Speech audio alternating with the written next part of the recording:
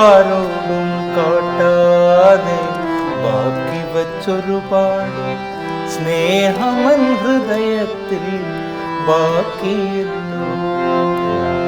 ആരോടും കാട്ടാതെ ബാക്കി വച്ചൊരുപാട് സ്നേഹമൻ ഹൃദയത്തിൽ ബാക്കിയില്ല.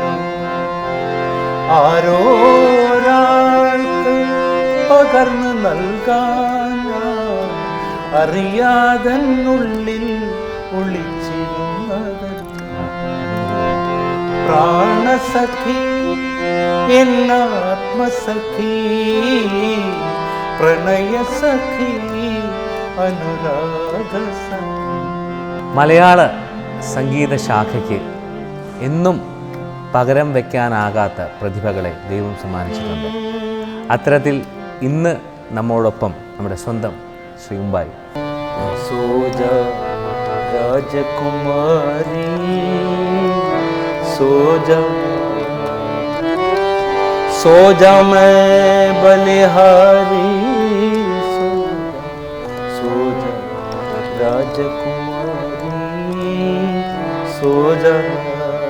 ഒരുപക്ഷെ മലയാളത്തിൽ നമ്മൾ അന്ന് വരെ കേട്ടിരുന്ന ഒരു കൺവെൻഷണൽ വേ ഓഫ് സിംഗിങ്, അല്ലെങ്കിൽ ഒരു ഗായകൻ ഇങ്ങനെയായിരിക്കണം എന്ന ഒരു ചട്ടക്കൂടിൽ നിന്ന് വേറിട്ട് ആദ്യമായി നമ്മുടെ മനസ്സിലേക്ക് ചേക്കേറിയ ഒരു ഗായകനാണ് താങ്കൾ. ഒരുപക്ഷെ ഞാൻ പറഞ്ഞു കേട്ടിട്ടുണ്ട്, അതുപോലെ ഒരുപാട് പേരും പറഞ്ഞു കേട്ടിട്ടുണ്ട്, ഒരു സിനിമ തിരക്കഥയെ വെല്ലുന്ന രീതിയിൽ അത്രയധികം കഷ്ടപ്പാടുകളും ബുദ്ധിമുട്ടുകളും സഹിച്ച ഒരു പശ്ചാത്തലം ഉമ്പായി എന്ന സംഗീതജ്ഞനുണ്ട്.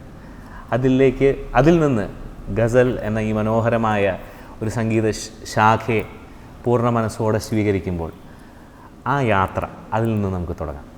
ഏതൊരു ജീവിതവും ഒരു യാത്രയാണ്. അതെ, ഒരു കൃത്യസമയത്ത് തുടങ്ങുന്നു, ഒരു സമയത്ത് അവസാനിക്കുന്നു. ആ യാത്രയ്ക്കിടയിലുണ്ടാകുന്ന അനുഭവങ്ങൾ ചിലതൊക്കെ വളരെയധികം കാഠിന്യം നിറഞ്ഞതായിരിക്കും. കാഠിന്യം നിറഞ്ഞതാണെങ്കിൽ അതിന് ആ ജീവിതത്തിന് നല്ല ശോഭ ഉണ്ടാകുന്നതാണ് എൻ്റെ അനുഭവം. ഒരു സ്ക്രിപ്റ്റാണ് ലൈഫ്. ആ സ്ക്രിപ്റ്റ് അനുസരിച്ച് കാര്യങ്ങൾ മുന്നോട്ട്. പ്രതികൂല അന്തരീക്ഷം ഉണ്ടായത് കൊണ്ടാണ് എനിക്ക് ഇങ്ങനെ ആകാൻ പറ്റിയെന്നാണ് ഞാനിപ്പോൾ കരുതുന്നത്. എങ്ങനെയാണ് ഗസൽ എന്ന ഈ ദിവ്യമായ സംഗീത രൂപത്തോടുള്ള ഒരു ആദ്യത്തെ അട്രാക്ഷൻ, അല്ലെങ്കിൽ അതിനോടൊരു താല്പര്യം വരുന്നത്? ഗസൽ സ്നേഹമാണ്. പ്രണയിനിയോട് മാത്രമല്ല, പ്രിയപ്പെട്ടതെന്തിനോടും, നമുക്ക് അന്യമല്ലാത്ത എല്ലാ വിഷയങ്ങളോടും നമുക്ക് സംവദിക്കാം. ദാറ്റ് ഈസ് ഗസൽ. ആലപിക്കലല്ല, സംവദിക്കലാണ്. അപ്പോൾ ആദ്യകാലങ്ങളിൽ എന്നെ ആകർഷിച്ച ഗായിക ബേഗം അക്തർ അക്തരിബായി, പിന്നെ റഫി സാബു, മന്നാദായുടെ ഗാനങ്ങളാണ് ഞാൻ കൂടുതലും പാടിയിരുന്നത് കാലത്ത്.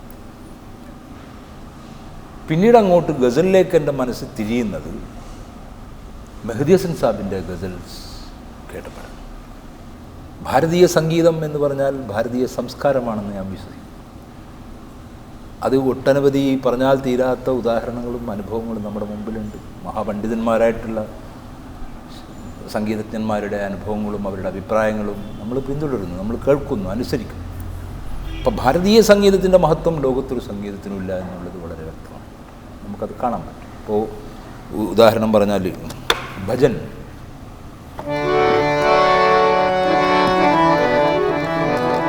ഹേ ഗോവിന്ദ ഹേ ഗോപാൽ ഹേ ദയാൽ ഹേ ഗോവിന്ദ ഹേ ഗോപാൽ ഹേ ദയാൽ. ഒരു ഭക്തി ക്രിയേറ്റ് ചെയ്യണം. നമ്മുടെ ദൈവത്തിൻ്റെ സന്നിധിയിലേക്ക് നമ്മുടെ ആവശ്യങ്ങളും അനുഗ്രഹങ്ങളും എല്ലാം ആവശ്യപ്പെടുന്നത് സംഗീതത്തിലൂടെയാണ് കൂടുതൽ, അല്ലേ? ഒരു സംഗീതകാരൻ അത് ആലപിക്കുമ്പോൾ ആസ്വാദകരുടെ മനസ്സിൽ അത് ക്രിയേറ്റ് ചെയ്യണം.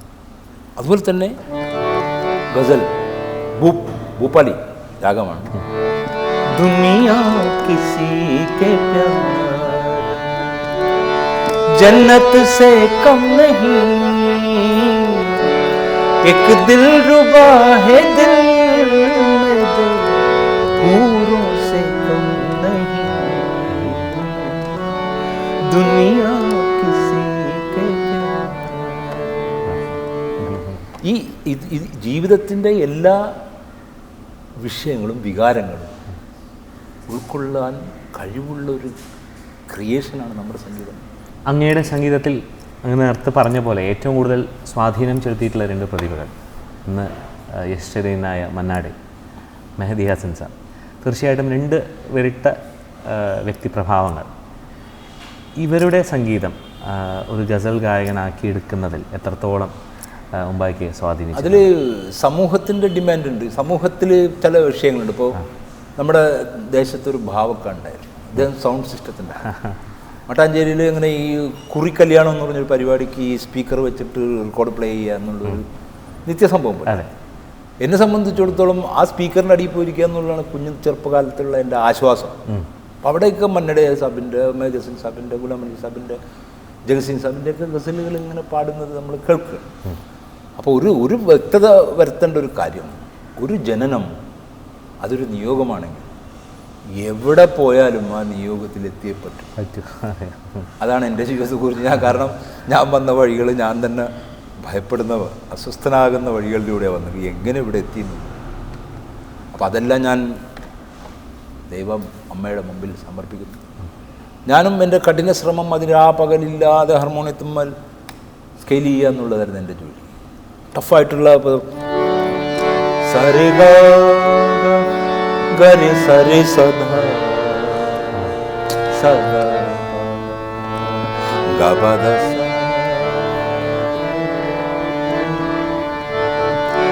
സരി ഗബദ ഗബദ സദ പദ പദ പദ പദ സരി ഗരി ഗരി സരി സദാ രെ സ. अब के हम बिछड़े तो शायद कभी मिले, जिस तरह सूखे हो फूल की तरह मिले. अब के हम बिछड़े. ഒട്ടനവധി മാനസിക പ്രതിസന്ധികളിൽ നിന്ന് ഈ ഫീലിംഗ് കവി പറയുന്നത്, അഹമ്മദ് ഫറാസ് സാബ് പറയുന്നത്, നിന്നെയുമായിട്ടുള്ള വിരഹത്തിന് അബ് കെ ഹം ബിച്ചടേത്ത ഷായദ്, വിരഹത്തിന് ശേഷം ഒരുപക്ഷെ നമ്മൾ സ്വപ്നത്തിലാണ് കണ്ടുമുട്ടുന്നതെങ്കിൽ പുസ്തകത്താളിൽ അമർന്നിരുന്നു പോയ ഒരു പൂവിൻ്റെ അവസ്ഥയിലാണ്. ഗസൽ ഗായകൻ്റെ ഒരുപക്ഷെ ഒരു പകരം വയ്ക്കാനില്ലാത്ത ഒരു കലാവൈഭവം എന്ന് പറയുന്നത് അദ്ദേഹം നല്ലൊരു കവിതാസ്വാദകനായിരിക്കണം. സംഗീതം ചിട്ടപ്പെടുത്താൻ അറിയാനുള്ള ഒരു പാഠവും വേണം. ഗായകനായിരിക്കണം. ഈ ഉപകരണത്തോടുള്ള, ഈ ദിവ്യമായ ഉപകരണത്തോടുള്ള സ്നേഹം, അങ്ങനെ ഒരുപാട് ഗുണങ്ങൾ ഒത്തിണങ്ങുമ്പോഴാണ് ഒരു യഥാർത്ഥ ഗസൽ ഗായകൻ വരുന്നത്. ഇക്കയ്ക്ക് ഹാർമോണിയം എന്ന ഈ ദിവ്യമായ സംഗീതോപകരണം, ഇതിൽ ഔപചാരികമായൊരു ശിക്ഷണമുണ്ടോ? അത് തന്നെ ഇതിൽ അതിൻ്റെ കഥ പറഞ്ഞാൽ, ഞാൻ ഉസ്താദുമായി ബോംബെയിൽ ജീവിക്കുന്നൊരു കാലം, 7-7.5 കൊല്ലക്കാലം. അതിലൊരു 2 കൊല്ലത്തെ ഏകദേശം അത്രയുണ്ട് ഓർമ്മ, വർഷങ്ങൾക്ക് മുമ്പുള്ള സംഭവം. അത് തബലയാണ് എൻ്റെ വീക്ക്നെസ്, തബല പഠിക്കുക എന്നുള്ളത്. തബല പഠിക്കണം, മോൻ്റെ വിരലിന് നല്ല നീളമാണ്, നല്ല ടോണാണ്. ആ ടോൺ മോളിൽ നിന്ന് കിട്ടണം. പക്ഷേ അത് മോൻ ഇവിടെ നിന്ന് പഠിക്കരുത്, ബോംബെ എന്ന് പറഞ്ഞൊരു സ്ഥലമുണ്ട്, അവിടെ പോയി പഠിക്കണമെന്ന് എന്നെ ആദ്യം അഡ്വൈസ് ചെയ്യുന്നത് മെഹബൂബായിയാണ്. എന്നുവെച്ചാൽ അറിയാം, മെഹബൂബായി എന്ന് പറഞ്ഞാൽ ഒരു ലെജൻഡായിരുന്നു. അദ്ദേഹം കോമഡി ഗായകനൊന്നും ആയിരുന്നു. അതിവിടെ ചില ചിത്രീകരണങ്ങൾ വന്നതാണ്. അദ്ദേഹം പാടാത്ത ഐറ്റംസ് ഇല്ല. ദ്രുപ്പദ് വരെ, പഞ്ചാബി ഫോക്ക്, ക്ലാസിക്കൽ എല്ലാം അദ്ദേഹം പാടുക. അദ്ദേഹമാണ് ആദ്യം എന്നെ അഡ്വൈസ് ചെയ്യുന്നത്. അപ്പോൾ ബോംബെ ലക്ഷ്യമാക്കിയുള്ള യാത്ര, ബോംബെയിലെത്തുന്നു, അത് സംഭവിക്കുന്നു. അന്വേഷണത്തിൽ ഗുരുജിയെ കണ്ടെത്തുന്നു. അദ്ദേഹത്തോട് ആവശ്യപ്പെടുന്നു, എനിക്ക് തബല പഠിക്കണം. ശരി, നീ കൂടുക. അദ്ദേഹത്തിനൂടെ കുറേ കുട്ടികളുണ്ട്. അപ്പോൾ അങ്ങനെ തബല പഠിക്കുന്നു. ഒരു ദിനം ഒരു 2 കൊല്ലത്തോളം, 2-2.5 കൊല്ലത്തോളം തബലയുടെ കാര്യങ്ങൾ പ്രാക്ടീസ് ചെയ്ത് അത് മനസ്സിലാക്കി വായിക്കാൻ. പെട്ടെന്ന് ഒരു ദിവസം ഞാൻ എൻ്റെ ജീവിതത്തിലെ ഏറ്റവും സാന്ത്വനമായിട്ടുള്ളൊരു ഗാനമുണ്ട്, പല തലത്തിലും.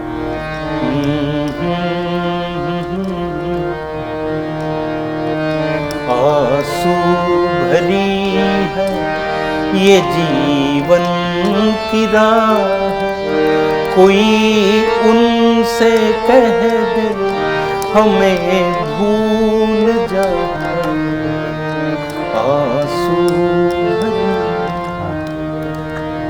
സ്വർഗീയ മുകേഷ് ജി ഒരുപാട് നമ്മളെ ജനങ്ങളെ സാന്ത്വനിപ്പിച്ചിട്ടുള്ളൊരു ശബ്ദം, ആശ്വസിപ്പിച്ചിട്ടുള്ളൊരു മനുഷ്യൻ. ഈ ഗാനം ഗസലാണ് ശരിക്കും എന്നെ വല്ലാതെ സ്വാധീനിച്ചിട്ടുള്ള 3-4 സംഭവങ്ങൾ അതിലുണ്ടായിട്ടുണ്ട് ഈ ഗാനവുമായിട്ട്. അതിലൊന്ന്, ഉസ്താദ്ജി താഴേന്ന് ഇത് കേട്ടുകൊണ്ട് വരിക, ഞാൻ പാടുന്നു. അപ്പം അദ്ദേഹം ചോദിക്കുകയാണ് ഇതാരാ പാടുന്നത്. അപ്പോൾ അങ്ങയുടെ ശിഷ്യൻ തന്നെയാണ് പാടുന്നത്. അങ്ങനെ കയറി വന്നത് തന്നെ ഇങ്ങനെയാണ്, കെട്ടിപ്പിടിച്ചിട്ട് പറഞ്ഞു, ഇനി തബല ഇവിടെ വെച്ച് സ്റ്റോപ്പ്, നിങ്ങൾ സംഗീതം പഠിക്കും. ആസുബരി എന്ന് പറയുന്ന ആ ഗാനം, ആ ഗസൽ പുള്ളിക്കും ഭയങ്കര വീക്ക്നെസ്, അവിടെ തുടങ്ങിയതാണ്. പക്ഷെ അതിന് ഇടയ്ക്കിടയ്ക്ക് ഇങ്ങനെ അദ്ദേഹം വരുമ്പോൾ ഞാൻ എൻ്റെ വീട്ടിൽ നിന്ന് കത്ത് വരും, കുറ്റപ്പെടുത്തിക്കൊണ്ടാണ്, നീ പാട്ട് തബല എന്നും പറഞ്ഞ് നടന്നോ, കപ്പലിൽ പോകണ്ട വിളിക്കും. അപ്പോൾ അദ്ദേഹത്തിന് മനസ്സിലാവുക, ഞാൻ പറഞ്ഞിട്ടുണ്ട് സ്റ്റോറി. അപ്പോൾ അദ്ദേഹം പറയും, ബേട്ടേ സരസ്വതി पर लगाओ लक्ष्मी हो जाएंगे. ജി സാബ് ഞാനും വിനയത്തോടി പറയും. ഇടയ്ക്ക് ഇങ്ങനെ ഒരുപാട് തവണ അദ്ദേഹം പല കാര്യങ്ങൾ പറഞ്ഞ കൂട്ടത്തിൽ സബ്റ്റിക്ക് ഹോ ജാएंगे ബേട്ടെ, സരസ്വതി पर लगाओ लक्ष्मी हो जाएंगे जरूर. മുജാവർ അലി ഖാൻ സാബ് വല്ലാത്തൊരു മനസ്സുള്ള മനുഷ്യൻ. ഇങ്ങോട്ടാണല്ല ഉടുപ്പെടുത്ത് തരാ, ബിരിയാണി മേടിച്ച് തരാ, അങ്ങോട്ടല്ല.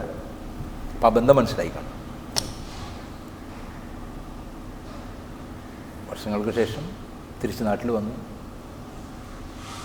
ഫോർട്ട് കൊച്ചി കമാലക്കാട്, കാരണം മട്ടാഞ്ചേരി എൻ്റെ ഘരാനയാണെന്ന് പറയണത്.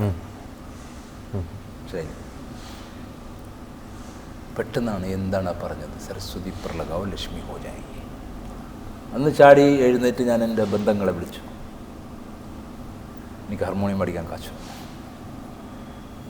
അങ്ങനെ 3 പേര്, സരോജ്, മാധവ്, രമേശ്, സുബൈർ, 3 ശിഷ്യഗണങ്ങളാണ്. അന്നുള്ള എന്തെങ്കിലുമൊക്കെ പറഞ്ഞു കൊടുക്കുക, പാടിപ്പിക്കാത്ത അവരാണ് ഹാർമോണിയം. ഹാർമോണിയം ഞാൻ ഇന്ന് പൊന്നുപോലെ, നിധി പോലെ, എൻ്റെ കുടുംബാംഗം പോലെ വീട്ടിൽ സൂക്ഷിച്ചു. അപ്പോൾ ഹാർമോണിയം വായിച്ച് പാടണം എന്നുള്ളത് അദ്ദേഹത്തിൻ്റെ നിർദ്ദേശങ്ങളായിരുന്നു. ചിലപ്പോഴൊക്കെ എന്നെ കൊണ്ട് വായിപ്പിച്ച് പാടിച്ചിട്ടൊക്കെ കൊണ്ട് പ്രാക്ടീസ് ചെയ്തിട്ടുണ്ട്. അപ്പം അങ്ങനെയാണ് ഈ ഹാർമോണിയത്തിൻ്റെ മൂഡ് വരുന്നത്. പിന്നെ ആ കാലഘട്ടത്തിലെല്ലാം കലക്ക് വേണ്ടി എന്നുള്ള കാഴ്ചപ്പാടില്ല. എനിക്കിഷ്ടമുള്ളപ്പോഴേ പാടൂ, എനിക്കിഷ്ടമുള്ളതേ പാടൂ, എനിക്ക് തോന്നണ മാതിരിയെ പാടൂ ഒരവസ്ഥ. ഒരു പക്ഷേ ആ കാലഘട്ടത്തിൽ എൻ്റെ മാനസികാവസ്ഥയായിരിക്കാം അത്. പിൽക്കാലത്ത് ഈ ബാപ്പ ഒരു പക്ക കമ്മ്യൂണിസ്റ്റായിരുന്നു. അപ്പം അദ്ദേഹത്തിന് ഈ സംഭവത്തോട് എതിർപ്പ്, അതിന് ജെനുവിൻ കാരണങ്ങളുമുണ്ട്. കലാകാരനെന്ന് ഇന്നത്തെ പോലൊന്നുമില്ല. ഇന്നൊക്കെ കലാകാരനെനിക്ക് ഭയങ്കര ചാൻസാണ്, അല്ലേ? ജഡ്ജിയെങ്കിലും ആവാം, LLB ഇല്ലെങ്കിലും, അല്ലേ? അന്ന് കലാകാരനെ കാണുന്നത് വെള്ളമടിച്ച് കറങ്ങിയെടുക്കുന്ന ഒരു അവസ്ഥയാണ്. അപ്പോൾ ഏതൊരു പിതാവും അംഗീകരിക്കില്ല അത്. അതുകൊണ്ട് തന്നെ അദ്ദേഹം നഖശികാന്തം എതിർത്തു എന്നുള്ളതാണ് സത്യം. പക്ഷേ ഇത് പോകണ്ടേ, ഇത് ശരീരത്തിൽ ബ്ലഡിൽ കയറിക്കുന്നു.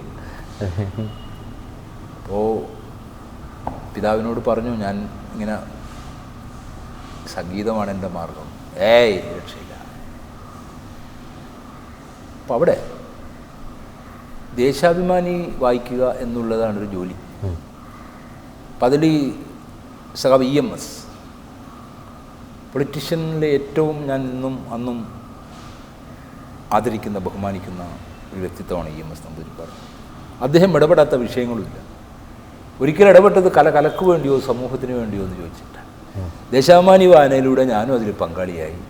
എനിക്ക് ഉത്തരം കിട്ടി, കല സമൂഹത്തിൻ്റെതാണ്, എൻ്റെതല്ല.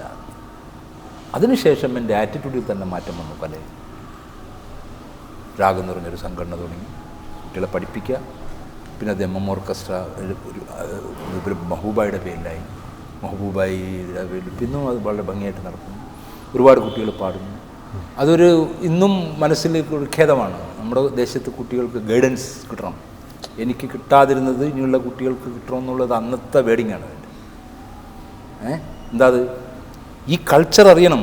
ക്യാ ഹേ അല്ലേ? प्यार भरे दो शर्मीले जिनसे मिला मेरे दिल को कोई जाने ना क्यों मुझसे शर्माए कैसे मुझे तड़पाए. അതിനകത്ത് ആ പ്രണയത്തിൻ്റെ തീവ്രത കണ്ട ആ തീവ്രത വരുന്നത് ആ സ്വരസമൂഹത്തിൻ്റെ അല്ലെങ്കിൽ രാഗത്തിൻ്റെ തീവ്രതയാണത്. അതുകൊണ്ട് നമുക്ക് ഇങ്ങനെ പറയാം, ഭീംബളാസ് അല്ലെങ്കിൽ ഭീംബളാസ് ധാട്ട്, ആ ധാട്ടിൽ പെട്ടിട്ടുള്ള ആ വർഗത്തിൽപ്പെട്ടൊരു ഫീലിംഗാണ്. ആ ഫീലിങ്ങിൽ ആ കവിതയുമായിട്ട് ചേരുമ്പോൾ ഉണ്ടാകുന്നൊരു വികാര തീവ്രത നമുക്ക് പറഞ്ഞറിയിക്കാൻ പറ്റില്ല, അല്ലേ? അതാണ് സംഭവിക്കുന്നത്. അപ്പോൾ ഇത് മനസ്സിലാക്കിയപ്പോൾ പിന്നെ ഹാർമോണിയവുമായിട്ടുള്ള ജീവിതം, അപ്പോൾ ഹാർമോണിയം ഇല്ലെങ്കിൽ പാടാൻ പറ്റാത്ത അവസ്ഥ ഇപ്പോഴും അതല്ല. ഇത് കൂടില്ലെങ്കിൽ ജീവിതമില്ല, ചിന്തിക്കുന്നെങ്കിൽ. ഉമ്പായി എന്ന ഗസൽ ഗായകൻ്റെ മറ്റൊരു മനോഹരമായ വേ ഓഫ് സിംഗിങ്, അതിൽ ഉൾപ്പെട്ട ഒരു ഘടകം നമുക്കറിയാം. ഒരുപക്ഷെ ഏറ്റവും കൂടുതൽ ഒരു ഗസൽ ചായ്വുള്ള ഗാനങ്ങൾ സമ്മാനിച്ചത് ബാബുക്കയാണ് നമുക്ക് മലയാള സിനിമാ ശാഖയിൽ. എന്നാൽ ഉമ്പായി എന്ന ഗായകൻ വേറിട്ട് നിൽക്കുന്നത് മറ്റ് സംഗീത സംവിധായകരുടെ പാട്ടുകളും തൻ്റേതായ വ്യക്തിമുദ്ര പതിപ്പിച്ചുകൊണ്ട് നമ്മുടെ മുമ്പിൽ അവതരിപ്പിക്കുമ്പോഴാണ്. എങ്ങനെയാണ് ഒരു പാട്ട് ഇപ്പം ഉമ്പായിക്ക പാടി എനിക്കേറെ ഇഷ്ടമുള്ള മറ്റ് സംഗീത സംവിധായകരുടെ ഗാനങ്ങൾ, ഒന്ന് ഇന്ദ്രവല്ലരി പൂച്ചൂടി വരും, അല്ലെങ്കിൽ ഗോപുരക്കിളിവാതിൽ, മഞ്ജു ഭാഷിണി, അല്ലെങ്കിൽ അതെടുത്ത് പാടാനുള്ള സംഗീതത്തിന് ജീവിതമുണ്ട്. അതെ, ഇന്നത്തെ സംഗീതത്തിന് ജീവിതമില്ല. അന്നത്തെ സംഗീതം എന്ന് പറയുമ്പോൾ ഇപ്പൊ ദേവരാജൻ മാഷിന്റെ ചിട്ടപ്പെടുത്തലായിരുന്നു. ഇന്ദ്രവല്ലരി പൂച്ചൂടി വരും സുന്ദര ഹേമന്തരാത്രി എന്നെ നിന്മാറിനെ വനമാലയിലെ മന്ദാര മലരാക്കൂ ഇവിടം വൃന്ദാവനം. അത് ആഭേരിയാണ്, ഹിന്ദുസ്ഥാനിയിൽ ഭീംബലാസ്. അപ്പം നമ്മൾ ആ രാഗത്തെ ഉൾക്കൊണ്ടുകൊണ്ട്, ആ കവിതയും രാഗത്തെ ഉൾക്കൊണ്ടുകൊണ്ട് സമൂഹമായിട്ട് സംവദിക്കുമ്പോൾ ഏതൊക്കെ മേഖലയിൽ ഇംപ്രവൈസേഷൻ ആവും അതൊക്കെ നമ്മൾ ചെയ്യണം. That is ghazal singing. അതാണ് സംഭവിച്ചത്. പിന്നെ അതിനോടൊപ്പം തന്നെ വേറൊരു പ്രത്യേകത, താളത്തിൽ പക്ക ഹിന്ദുസ്ഥാനി ബോൾസാണ് വായിച്ചിരിക്കുന്നത്. രാവിലെ 9 മണി തൊട്ട് രാത്രി 9 മണി വരെ സ്റ്റുഡിയോയിൽ തബലിസ്റ്റിനെ ഇരുത്തി പറഞ്ഞു വായിപ്പിക്കുക. അങ്ങനെ ഒരു പ്രത്യേകത ഉണ്ട് അതിന്. കാരണം അതിൽ മെഹ്ദി ഹസൻ സാഹിബിൻ്റെ ഒരു പ്രയോഗം ഉണ്ടായിരുന്നു.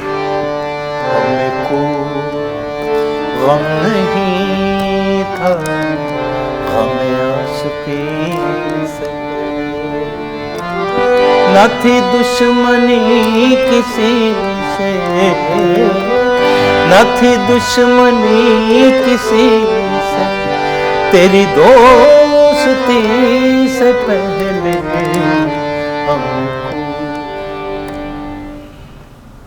ഈ ലൈവ് ഇത് കേട്ടപ്പോൾ ഇതിൻ്റെ CD വേണം.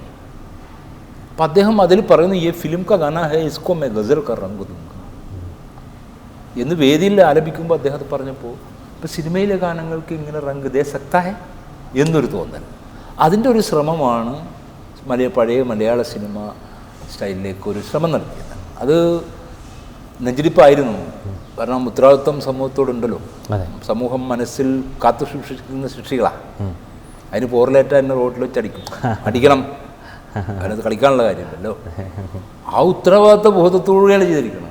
അതെ. അപ്പം ഇതിൽ തന്നെ പറഞ്ഞ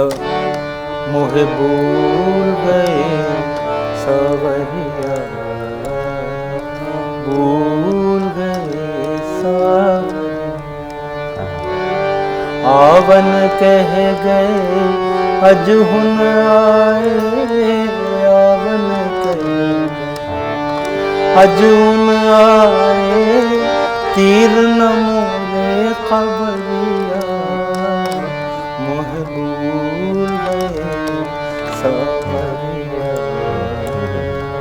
भूल गए सावरिया. ഭയങ്കര ഫീലിംഗ് അല്ലേ അതെ. ആ ഭൈരവ രാഗത്തിൽ ആ ഭൂൽഗയ സാവരി അത് അത് ഇപ്പം ഞാൻ ഈ അടുത്തൊരു സിനിമാ സംവിധായകൻ ഓക്കെ. യാദൃശ്യമായിട്ടൊരു പരിപാടിക്ക് ഇങ്ങനെ കണ്ടപ്പോൾ ഒരുപാട് കോൺട്രിബ്യൂഷൻസ് നൽകിയിട്ടുള്ള ആളാണ് മലയാള ചലച്ചിത്ര മേഖലയിൽ. ഞാൻ പച്ചയായിട്ട് ചോദിച്ചു ഇതെന്താണ് നിങ്ങളെ ഈ സിനിമയിലെ സംഗീതവും സിനിമയും എന്നൊക്കെ പറഞ്ഞപ്പോൾ അദ്ദേഹം പറഞ്ഞു ഒത്തിരി കൂടെ തകരാൻ നശിക്കാനുണ്ട് മുമ്പായിക്കാം. ആ പേര് ഞാൻ പറയണില്ല, ഞാനും ചിരിച്ചു പോയി കേട്ടു എന്ന് പറഞ്ഞ് ചിരിച്ചു. ഇച്ചിരി കൂടെ നശിക്കാനുണ്ട്, അത് നശിച്ചിട്ട് നമുക്ക് പിന്നെ പഴയ രീതിയിലേക്ക് തിരിച്ചു വരാം. വളരെ ശരിയായിട്ട് എനിക്ക് തോന്നി, കാരണം തിരിച്ചു വരാണ്ട് നിർവാഹമില്ല. ഓരോ കലാകാരൻ്റെയും ജീവിതത്തിൽ നിമിത്തം എന്ന് പറയുന്നത് തീർച്ചയായിട്ടും സത്യമാണ്. തീർച്ചയായിട്ടും ഇക്കയുടെ കലാസബരിയ തുടർന്നുകൊണ്ടിരിക്കുമ്പോൾ ഇക്കയെ ഏറ്റവും കൂടുതൽ ജനപ്രിയൻ അല്ലെങ്കിൽ നമ്മളിലേക്ക് അടുപ്പിച്ച ഒരു നിമിത്തം ഈസ്റ്റ് കോസ്റ്റ് വിജയൻ അല്ലെങ്കിൽ ONV സാർ, ഇങ്ങനെ കുറച്ച് മഹാപ്രതിഭകളുണ്ട്. ഒരുപാട് പേര് ONV സാറിലേക്ക് എത്തുന്നത് എങ്ങനെയായിരുന്നു? ONV സാറിലേക്ക് എത്തുന്നതൊക്കെ ഭയങ്കര കോമഡിയാണ്. എന്നുവെച്ചാൽ ഇവരോടെല്ലാം ഞാൻ മലയാള ഗസൽ ആവശ്യപ്പെട്ടു. പക്ഷെ അവരൊക്കെ ONV സാർ വളരെ വിനയപൂർവ്വം അദ്ദേഹത്തിൻ്റെ സ്വതസിദ്ധമായ ശൈലി അദ്ദേഹം പറഞ്ഞു, മുമ്പായി മലയാളത്തിലെ ഗസൽ ഒരു പ്രശ്നമല്ലേ, അതെങ്ങനെയാണ് മുമ്പായി ആലോചിക്കുക ഉള്ള രീതിയിൽ. അപ്പോൾ തന്നെ യൂസഫ് അലി കേച്ചേരി സാർ വളരെ തീവ്രമായിട്ട് പറഞ്ഞത് അങ്ങനെ ശരിയാവുമൊന്നുമില്ല മുമ്പായി, അത് അതിൻ്റേതായത് എന്നൊക്കെ പറഞ്ഞൊരു ഭായി. സച്ചിദാനന്ദൻ സാർ നമ്മുടെ കേന്ദ്ര സാഹിത്യ അക്കാദമി സെക്രട്ടറി, അദ്ദേഹത്തിൻ്റെ അടുത്ത് എനിക്ക് വേണ്ടി 2 സുഹൃത്തുക്കൾ സംസാരിച്ചപ്പോൾ ഞാനൊന്നും അറിയില്ല മുമ്പായി. അപ്പോൾ താങ്കൾ പറഞ്ഞതുപോലെ ഈ നിമിത്തം ഒരു പരിപാടി ചാവക്കാട് ചോദിച്ചപ്പോൾ കാശിൻ്റെ കാര്യത്തിൽ ബാർഗൻ ചോദിച്ചാൽ എന്താ നിൻ്റെ പരിപാടി എന്ന് ചോദിച്ചപ്പോൾ പറഞ്ഞു യൂസഫ് അലി കേച്ചേരിക്ക് സ്വീകരണം. അപ്പോൾ നിൻ്റെ കയ്യിൽ എത്ര ആശ ഉണ്ടോ? ശരി ഞാൻ പറയാം. അവിടെ ചെന്നിട്ട് ഞാൻ പാടിയത്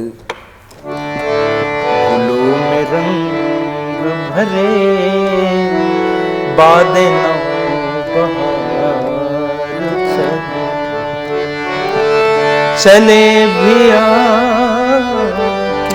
गुलशन का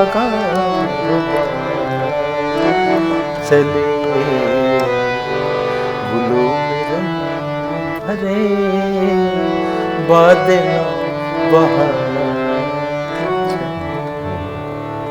ഫൈസ് അഹമ്മദ് ഫൈസ് യുഗപുരുഷനാണ് അദ്ദേഹം. ഫൈസിൻ്റെ ആളാണ് ഈ യൂസഫ് അലി കേച്ചേരി. അവിടുന്ന് അത് കഴിഞ്ഞപ്പോൾ എൻ്റെ സുഹൃത്ത് പറഞ്ഞു ഹമീദ്, അവനെയാണ് എൻ്റെ കൂടെ ഇങ്ങനെ തന്നെ അങ്ങനെ തട്ടി അവൻ പറഞ്ഞ് സാറേ ഇങ്ങനെ ഓർമ്മകളിൽ മഹബൂബ് എന്ന് പറഞ്ഞൊരു ആൽബം ചെയ്തു വെച്ചിട്ട് സാറത് ലോഞ്ച് ചെയ്യണം. ഞാൻ വന്ന് ലോഞ്ച് ചെയ്യുന്നു. അവിടെ വന്നപ്പോൾ കേൾക്കണത് പെണ്ണുങ്ങളിങ്ങനെയോ പാവം പെണ്ണുങ്ങളിങ്ങനെയോ ആണുങ്ങൾ നോക്കിയാൽ നാണം കൊള്ളുന്ന പെണ്ണുങ്ങളിങ്ങനെയോ, ഇതാണ് കേൾക്കണത്. അപ്പോൾ തന്നെ അങ്ങനെ സംഭവിക്കുകയാണ്. അത് ചെറുപ്പത്തിലെ നമ്മൾ മണ്ണ് വാരി കളിച്ചപ്പോ അന്ന് തമ്മിൽ പറഞ്ഞതും മറന്നുപോയോ, ചെറുപ്പത്തിലെ നമ്മൾ ഇതൊക്കെ ബായി പാടുമ്പോൾ ഞാൻ തബല വെച്ചിട്ടുണ്ട്. അപ്പോൾ തന്നെ കരളിൽ തീരി തലമണ്ട പുകയും മുന്നോട്ട് പായുന്നേറയിലെ നേരെ മുന്നോട്ട് പായുന്നേറയിലെ ചങ്കിടിക്കും മണി കൊട്ടി ശങ്ക നീട്ടും കൊടി കാട്ടി കാളിലും വിശപ്പിന്റെ ചൂളം പിടിച്ചു മുന്നോട്ട് ദദ്ദിൻ ദദ്ദിൻ ദദ്ദിൻ താളം ദീപ്സ് എന്ന് പറയും. പിന്നെ വന്നത് അന്തവും മറ്റതിരുമറ്റുടനിളം കിടക്കുന്നു 1000 മൈൽ നീണ്ട റെയിൽ പാളങ്ങൾ, 1000 മൈൽ നീണ്ട റെയിൽ പാളങ്ങൾ, ഏറ്റങ്ങൾ അനവധി ഇറക്കങ്ങൾ അനവധി, എന്നിട്ടും പായുന്നതിന്റെ റെയിൽ വണ്ടി, എന്നിട്ടും പായുന്നതിന്റെ റെയിൽ വണ്ടി. ഖേർവ ദീപ്ചന്ദ് രണ്ടും കൂടെ സമന്വയം രാജസ്ഥാനി ഫോക്ക്. ഇവിടെ ആര് ചെയ്തൊക്കെ മഹബൂബായി സ്വന്തം ചിട്ടപ്പെടുത്തി പാടിയിട്ടുള്ളത് പാട്ടുകളാണ്. ഞാൻ സ്റ്റേജിൽ തബല വായിക്കാനുള്ള ഭാഗ്യം എനിക്കുണ്ടായി. അങ്ങനെ ഇരിക്കെ ഈ സച്ചി സാറിൻ്റെ ആൽബം ONV സാറിനെ കൊണ്ട് ലോഞ്ച് ചെയ്യിച്ചു. സാറ് വീട്ടിൽ നിന്ന് ആരെയും ഭാര്യയായിട്ടൊക്കെ വരെ ആരെയും കൊണ്ടുവന്നില്ല, ഒറ്റക്ക് വന്ന് ഗോർക്കി ഭവനിൽ അവിടെ കേട്ട് കഴിഞ്ഞപ്പോഴാണ് ഇതാണ് ഞാൻ മുമ്പായിക്ക് കവിത തരും. അങ്ങനെയാണ് തരുന്നത്. പാടുക സൈകാൾ സോജ രാജകുമാരി സോജ सोजा मैं बलिहारी सोजा राजकुमारी सोजा सोजा राजकुमारी सोजा. മിയാക്കി മൽഹാറിൽ ദ ലെജൻഡ് KL സൈഗാളിൻ്റെ അദ്ദേഹത്തെക്കുറിച്ചുള്ള താങ്കളുടെ സൃഷ്ടി ONV സാറിൻ്റെ സൃഷ്ടി ഞങ്ങൾക്ക് പാടിക്കൊണ്ട് സ്നേഹപൂർവ്വം രാജകുമാരി പാടി പാടി പാടി പാടി